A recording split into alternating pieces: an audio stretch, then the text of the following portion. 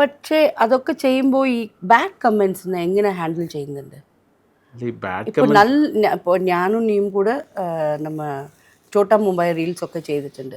I don't think അതിൽ bad comments ഞാൻ കണ്ടില്ല. ഈ കുട്ടികളുടെ ഒപ്പം ചെയ്യുമ്പോൾ കുറേ ബാഡ് കമൻറ്റ്സ് വരുന്നുണ്ട്. അത് എങ്ങനെയാ? ഞാനൊരു ഒരു ഒരു ക്ലാസിക് എക്സാമ്പിൾ മാഡത്തിൻ്റെ അടുത്ത് പറയാം. ഒരു 6 months മുമ്പ് എനിക്ക് ഒരു ഷീസ് ആൻ സോഫ്റ്റ് പോൺ എന്ന് പറയണ്ടേ, പോൺ ആക്ട്രസ് ആണ്.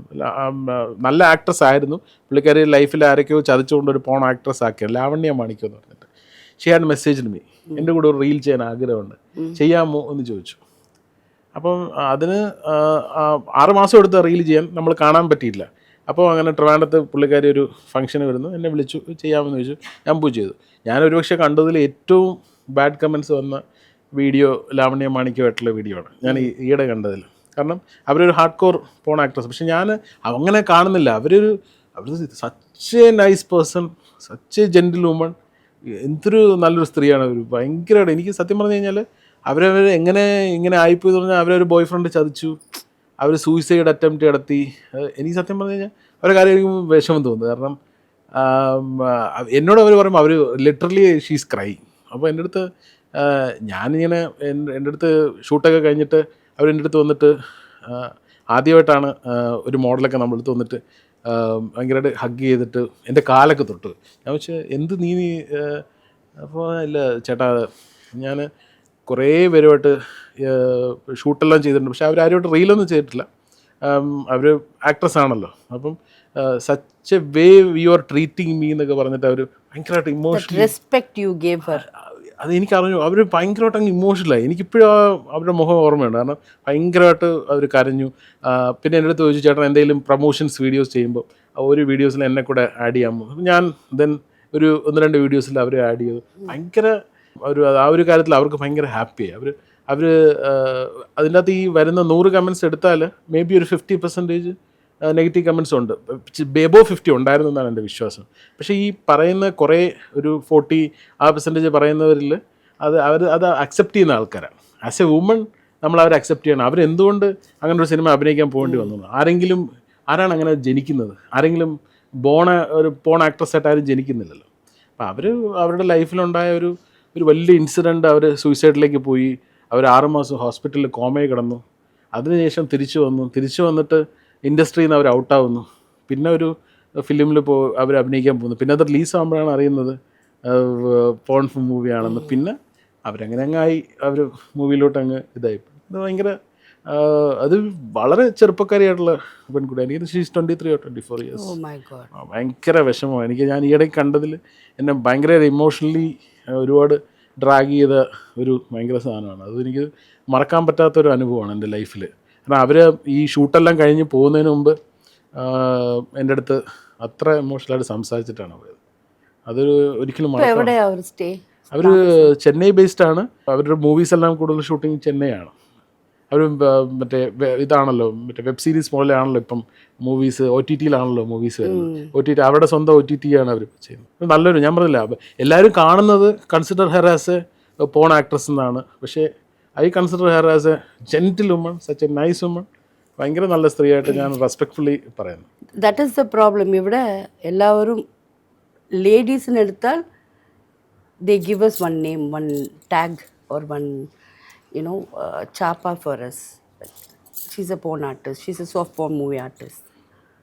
അപ്പോൾ എങ്ങളുടെ ഒപ്പം നടിക്കുന്ന ആക്ടർ എന്താ പറയണം? മാം, അത് തന്നെയാണ് എൻ്റെയും ചോദ്യം. ഇപ്പോൾ അവർ മാത്രം പോൺ ആക്ട്രസ് ആയിട്ട് പറയുന്നു, പക്ഷേ അവരെ കൂടെ അഭിനയിക്കുന്ന ആണുങ്ങൾ ആക്ടർ, വെറും ആക്ടർ എന്നുള്ളതാണ് പറയുന്നത്. അപ്പം എന്നെ സംബന്ധിച്ചിടത്തോളം ഈ വീഡിയോ ചെയ്ത സമയത്ത് ഒരുപാട് പേഴ്സണലി എൻ്റെ കൂടെ വീഡിയോ ചെയ്ത പല മോഡൽസും എന്നോട് എതിർപ്പ് പറഞ്ഞിട്ടുണ്ട്.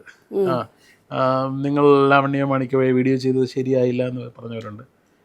ഞാൻ പറഞ്ഞു, അതെൻ്റെ ഒരാളുടെ അവരൊരു സ്ത്രീയാണ്, അതെൻ്റെ ഇഷ്ടമല്ലേ അവരുമായിട്ട് ചെയ്യുന്നത്. നമ്മളൊരു വീഡിയോ ചെയ്തെന്ന് പറഞ്ഞിട്ട്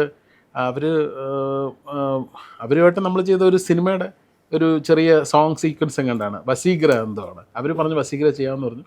ഓക്കെ, നമുക്ക് ചെയ്യാമെന്ന് പറഞ്ഞു. ചെറിയൊരു 30 second റീലാണ് ചെയ്തത്. അത് ഒബ്വിയസ്ലി ഗോട്ട് മില്യൺസ്.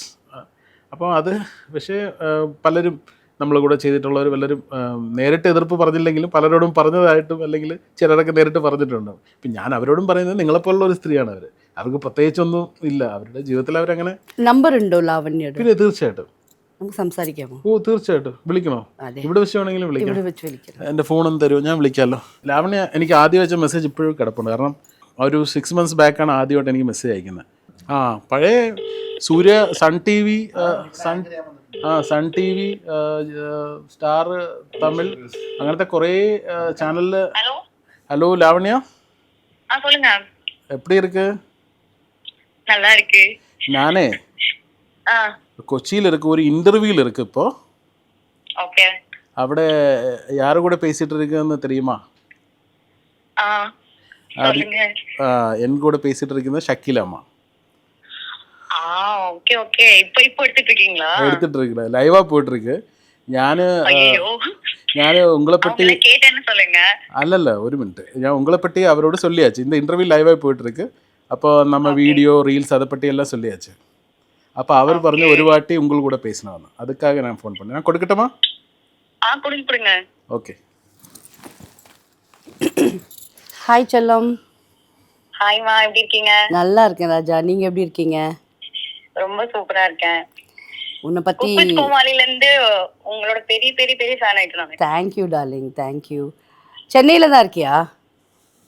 இல்லம்மா, இப்போ கொச்சியில இருக்கு. இப்போ கொச்சின்ல இருக்கியா? ஆமா. Okay okay. எப்போ போற சென்னை? போணுமா, இங்க ஒர்க்லாம் பாக்குறேன், ஃபேமிலி அங்க இருக்காங்க.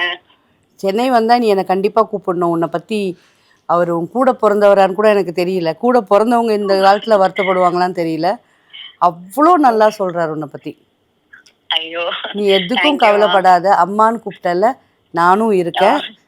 நம்ம கண்டிப்பா ஒரு நாள் சந்திக்கலாம்.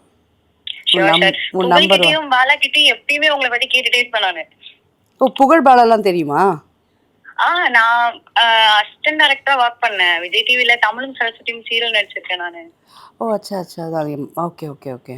அப்ப அந்த கேம் ஷோ வரும்போது பக்கத்துல உங்க செட் போயிட்டு இருக்கோம். நான் அப்ப கேட்பேன் அவங்கள்ட்ட, நான் கேட்டேன்னு சொல்லுவேன். அப்படியா? அப்ப நம்ம பசங்களுக்கெல்லாம் தெரிஞ்ச குழந்தை தான் நீ. தெரியுமா? சந்தோஷம் சந்தோஷம். நம்ம சென்னைக்கு வந்தோடனே, நான் இங்கே 2 நாள் தான் இருக்கேன். சென்னைக்கு வந்தோடனே நான் உன்னை கண்டிப்பாக மீட் பண்ணுறேன். கண்டிப்பா. Okay, take care, all the best. Thank you. எல்லாம் உங்க பிளெஸிங்ஸ். தேங்க்யூ. ஒரு நிமிஷம். ஓகே, நீங்கள் கொச்சியில் இருக்கா இப்போ? ஆமாம். ஓகே. அப்போ நான் கூப்பிடுறேன். Okay, thank you. Sure. Okay. Take care. நல்லா பண்ணுங்க. Okay, bye. Okay bye. How sweet. നമ്മളെപ്പോഴും അങ്ങനെ വിളിക്കാറ് ഒക്കെ ഭയങ്കര കുറവാണ്, വല്ലപ്പോഴും ഒക്കെ വിളിക്കാറുള്ളൂ. പക്ഷേ വിളിച്ചാൽ ഭയങ്കര സ്നേഹമാണ്. മനസ്സിലായി. Very happy. നമ്മളോട് വർക്ക് ചെയ്ത് എല്ലാവരുമായിട്ടും നമ്മൾ അങ്ങനെ തന്നെ മെയിൻറ്റെയിൻ ചെയ്യുന്ന ആൾക്കാരാണ്. நானும் நீ ஒர்க்கே பண்ணிட்டில்ல, இதான் அஃபிஷியலி ஃபஸ்ட் டைம் அல்லே. പക്ഷേ എന്നെ കൊണ്ട് എല്ലാ ഹോട്ടലിലും കഴിച്ചിപ്പാണ് ഫുഡ് കഴിക്കാൻ കൊണ്ടുപോകും, അതും ഫിഷ്. ഞാനും അമ്മാവും സീ ഫുഡ് ലവർ തന്നെ, അതൊക്കെ രണ്ടുപേർക്കും സീ ഫുഡ് ரொம்ப பிடிக்கும். இப்போ நெக்ஸ்ட் எந்த பிளான்ஸ் லைஃப்பில்? லைஃப் இப்படியே நல்லபடி போயிட்டு இருக்கு, அப்படியே தான் போகணும். അതാണ് ഭയങ്കര ഇഷ്ടം. നമ്മൾ ഞാൻ എപ്പോഴും ഫ്ലോയ്ക്കൊപ്പം പോകുന്ന ഒരാളാണ്. പിന്നെ ഫ്ലോയ്ക്ക് എഗെയിൻസ്റ്റ് പോകേണ്ട സമയത്ത് അങ്ങനെ പോകണം. എപ്പോഴും ഫ്ലോയ്ക്ക് എഗെയിൻസ്റ്റ് പോകുന്ന ആളല്ല. ചില സമയത്ത് നമ്മൾ ഫ്ലോയ്ക്ക് എഗെയിൻസ്റ്റ് പോകേണ്ടി വരും. ആ സമയത്ത് നമ്മൾ ഞാൻ ഇതുവരെ എൻ്റെ വീഡിയോ കാണുന്ന എല്ലാവർക്കും അറിയാം, ഞാൻ അങ്ങനെ ഒരിക്കലും ഇമോഷണലായിട്ട് ഒരു സംസാരിച്ചിട്ടില്ല ക്യാമറയ്ക്ക് മുന്നിൽ. ഒരിക്കലും കണ്ണ് നിറഞ്ഞിരുന്നിട്ടില്ല ഒരിക്കലും. പക്ഷേ ഇപ്പോൾ കണ്ണിൽ തന്നി വന്നു ചെറുതായിട്ട്. ഞാൻ സംസാരിച്ച് വന്നപ്പോൾ നമ്മുടെ ലാവണ്യ ഇമോഷണൽ, കാരണം എനിക്ക് ഭയങ്കര ഹർട്ടായൊരു സംഭവമാണ്.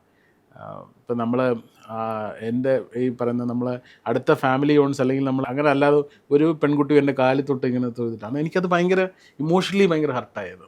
അപ്പോൾ ഞാൻ സ്റ്റോപ്പ് ചെയ്തു. ഞാൻ പറഞ്ഞു ഇല്ല. അപ്പോൾ അവർക്ക് ഭയങ്കര വിഷമവും സങ്കടവും ഇതെല്ലാം കൂടെ അവർക്ക് ഒരുമിച്ച് വന്നു. എനിക്ക് ആ ദിവസം ഭയങ്കര അൺഫോർഗട്ടബിളാണ്. ഭയങ്കര ഇമോഷണലി ഞാൻ ഒരിതായ ദിവസമാണെന്ന്. അവർ അന്ന് തന്നെ ഷൂട്ട് കഴിഞ്ഞ് തിരിച്ച് കൊച്ചിക്ക് പോവുകയും ചെയ്തു.